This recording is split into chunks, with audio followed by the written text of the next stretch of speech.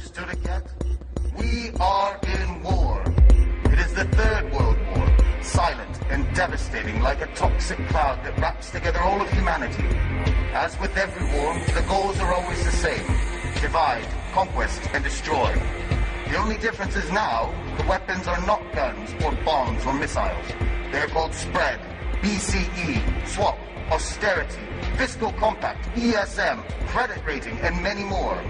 They're equally strong weapons of mass destruction, but it's the army of the finance speculation, the one who strangles the economy, the one who harasses the democracies, the one that makes us scared slaves, the one that imposes a lifestyle upon all of us that we don't like.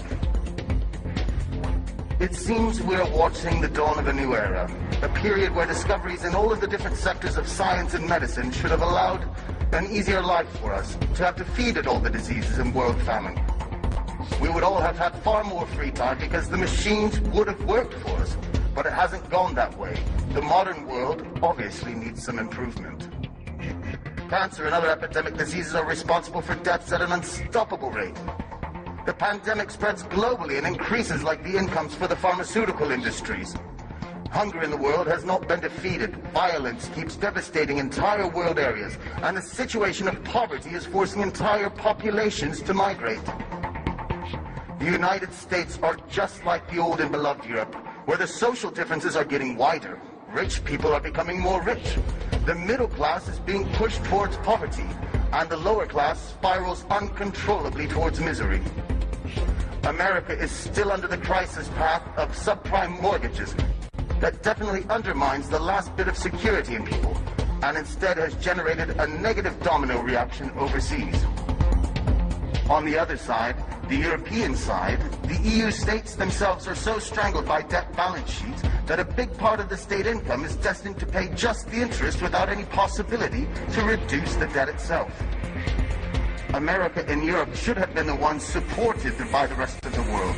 Instead, they have been crushed by the most powerful financial crisis in history, which has brought social and cultural implications still to be fully understood. Are we so sure that the American and European situation had different origins as the media wants us to believe? Or instead, are they just two faces on the same coin? Maybe it's the final attack for the world supremacy from an entity that doesn't have a flag or state or affinity. The New World Order, the one of finance, which has slowly taken control, taken it away from the politician, which has in turn become a slave to the system. Nobody tries to raise their voice. No single representative of the sovereign population dares to speak up. But I will. We have to reclaim the power, to snatch it away from the powers of finance, the finance that magically creates money from nowhere. We must instead give it back to the citizens of the economy in the name of prosperity, wealth, and freedom.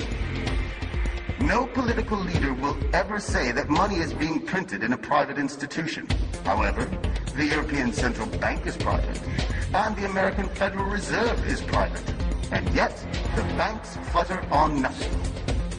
You must know that if tomorrow all the owners of bank accounts and other deposits should arrive in the bank to take away their cash, only the first 3% could be satisfied before finishing the cash money. Don't believe me? Have a look at what Cyprus is facing now. More countries are destined to follow. Maurice Allais, winner of the Nobel Prize for Economics, wrote in 1999, "The actual money creation from nowhere operated by the bank system is identical to the creation of money by forgers. The results are basically the same. The only difference is who gets the profit of it." More than 80 years ago, Bertolt Brecht wrote in Santa Giovanna di Mascelli that it was more criminal to establish a bank and then rob it. Aha! Now there's a true prophet. At the time, the weapons of mass destruction were not yet created by finance. Which ones? Well, between the lies and the misleading, all at the service of finance, the choice is huge. The ESM, for example, is the European mechanism of stability. Or is it? The new Save the State funds, or as we all know in reality, are the bailouts to help just the banks and businesses. Just take a look at Greece. For all of this support, 52% goes to the international banks and to the business owners to help them, to reward them. enslave them. There is 23% which goes to the European Central Bank. Then there is 20% which is designated for the Greek banks. And finally, just a meager 5% actually goes to the Greek state and their citizens. Something, or should I say some things, are clearly wrong here. You must understand something. The user is only afraid of one thing, which is that his client will die. The user has to constrict them so he can make them a slave, but the client doesn't have to die. I'd like you to keep in mind something very important, which is when all of us are asked to tighten up the belt, is Europe asked to do the same? This is bullshit. Sometimes there's a gentleman who asks us just that. Mr. Van Rompuy, President of the European Council, elected by governments and not by the citizens.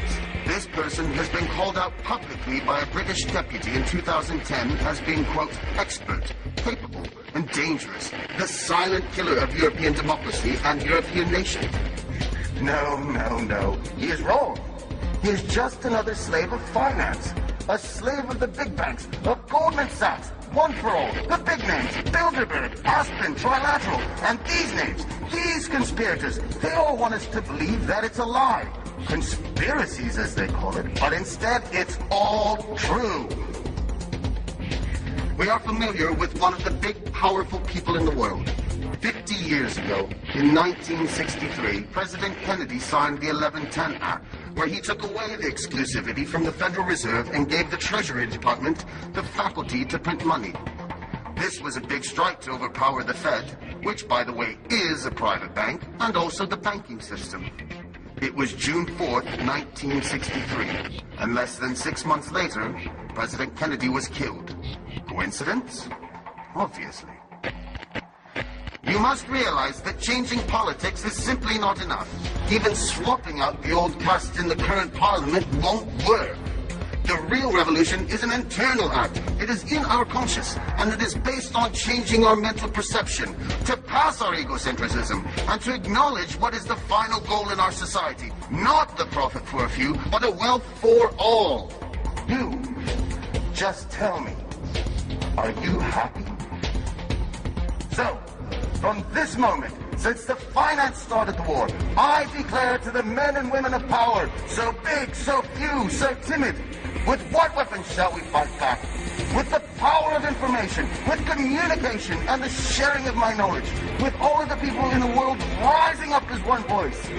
Now, they know that I know, but now you know as well.